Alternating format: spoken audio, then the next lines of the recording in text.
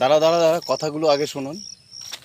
আমি কৃষকদের জন্য আমি বলছি, আমার লাইক কমেন্টের আশায় আমি এই কথাগুলো বলছি না। অফিসের লোকগুলো যারা চাকরিজীবী তাদের জন্য বলছি। এখন প্রত্যেকটা কৃষক দীর্ঘ দেখেন 1 মাস ধরে কৃষকরা অফিসে যেতে পারেনি নানানটা কাজের জন্য। এই কাজ করবে, তারপরে আপনার অফিসে যাবে। দেখেন এই টাইমটা অফিসে ভিড় হবে, তো এই ভিড়ের জন্য আপনি কৃষকদেরকে বিরক্ত বোধ করবেন না। আপনি দীর্ঘ 1 মাস ধরে আপনাদের অফিসে যেতে পারেনি নানানটা কাজে, কৃষকদের বুঝতে পারতেছেন নানানটা কাজের কোনো কাগজের প্রবলেমে কোনো ইয়াতে তাদেরকে দূর দূর করে তাড়াবেন না।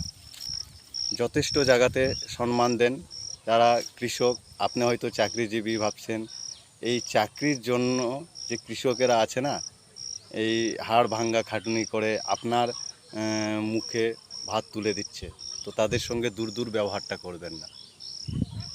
হয়তো চাকরিজীবীরা একটু আমার কথাটা শুনে খুব খারাপ বোধ করবেন, খারাপের আশায় আমি বলছি না, আর গায়েও মাখবেন না কথাগুলো। আর জাস্ট কি বলবো, নিজের মনটাকে বিশ্লেষণ করবেন। আমি দীর্ঘায়িত করব না।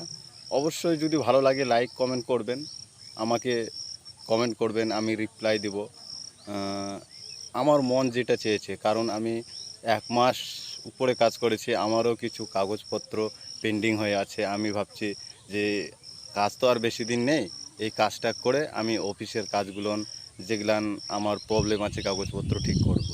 কিন্তু চাকরিজীবীদের যে বলছি যে এই টাইমটা একটু ভিড় হবে, বিরক্ত বোধ করবেন না, অনুরোধ।